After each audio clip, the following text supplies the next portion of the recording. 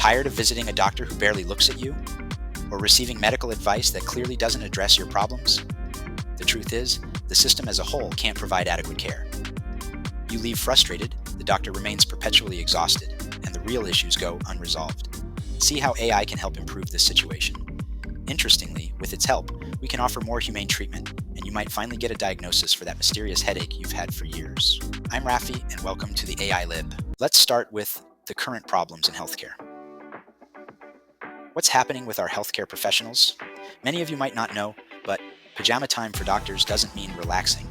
It means finishing tasks that couldn't be completed during the day, such as maintaining medical records, doing bureaucratic work, and keeping up with research. For doctors, pajama time means completing the tasks that they couldn't do during the day. And this includes medical records, maintaining them, doing bureaucratic work for the hospital, or simply keep up with the research. And it's no wonder that actually 2/3 of doctors have mentioned burnout as the main cause of stress. We also have the testimony of Conor Judge, who despite his high level of seniority, states that he spends more time collecting data than actually doing something with it. This imbalance means less time for direct patient care and more time bogged down by administrative tasks. I still spend 70% of my time collecting information about the patient, and only 30% of my time making decisions on that information and communicating with the patient. So the information or data that I collect takes many forms: patient's blood pressure, their medical history, blood test results. And this imbalance in how healthcare is delivered, this 70-30, is well known all over the world. In addition, 2/3 of doctors mention burnout as the main cause of distress. This is primarily caused by two factors: paperwork and understaffing, and the impact is directly felt in patient wait times and the quality of care. Now, there are two main causes of burnout for doctors. One is paperwork, two, understaffing. Let's start with paperwork. As I said, there's a lot of paperwork involved when you have patients. You need to make sure that you take notes when the patient is telling you something important, and you need to make sure that you are listening. And the second one is understaffing. And for this, I have an example about job vacancies. Now, the data is only for England. Unfortunately, I could not find the data for Scotland. Now, we have job vacancies for doctors. So for every 20 doctors, only 19 of them are filled. So that means that there's one doctor job vacancy that is redistributed across the 19 other doctors. So that was bad.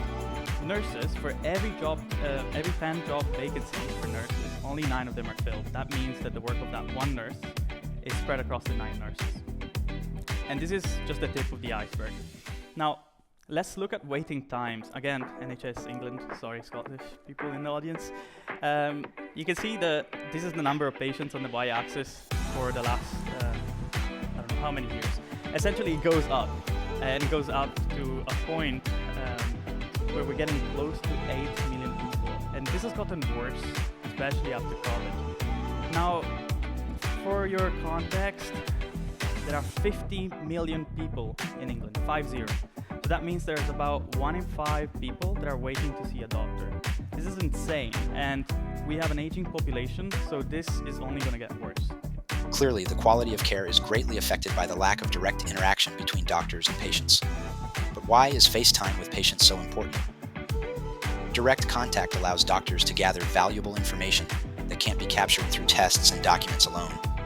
They listen, observe, and interact, creating a complete picture of the patient's health. Now, let's talk about how AI can help. There are two main types of AI models in healthcare: single AI and multimodal AI. Single AI models are designed to analyze specific types of data, like blood tests or X-rays. Multimodal AI models, on the other hand, can handle various types of data at the same time, much like a doctor does. They can analyze subjective and objective data, images, reports, and more. So, how can single AI models help? These models are trained to analyze specific data quickly and with high accuracy. This can free up doctors to focus more on patient care.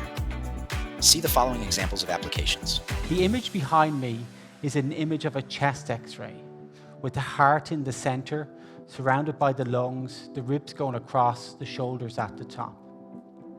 AI has become really good at distinguishing normal from abnormal. We call this triaging.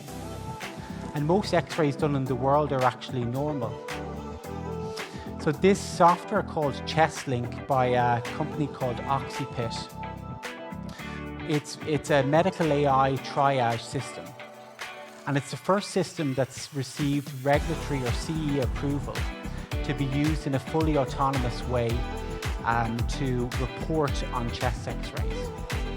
So what Oxypit does is it looks for 75 abnormalities on the chest x-ray. And if it doesn't find any of those abnormalities, it reports the x-ray as normal without any human involvement. If it does find an abnormality, it passes the x-ray back to the human radiologist to report. CT scans, MRI, ultrasound, that through supervised learning of large, labeled, annotated data sets, we can see AI do at least as well, if not better, than expert physicians. And 21 randomized trials of picking up polyps, machine vision during colonoscopy, have all shown that polyps are picked up better with the aid of machine vision than by the gastroenterologist alone, especially as the day goes on, later in the day, interestingly. We don't know whether picking up all these additional polyps changes the natural history of cancers, but it tells you about machine eyes. But single models have their limitations. This is where multimodal AI models come in. These models are designed to handle various data types simultaneously, much like a doctor does. They analyze subjective and objective data, images, reports, and more. But this gets even better when multimodal large language models are trained on medical tasks.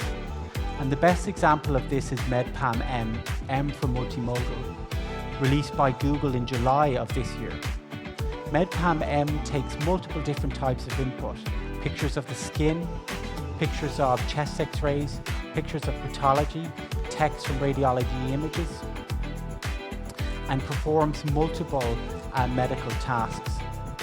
So it's not perfect, but the radiology report that generated from MedPAM-M was compared to a human radiologist report, and the blinded assessors preferred the MedPAM-M report in 40% of cases. With over 1 trillion connections, our human brain has 100 trillion connections or parameters.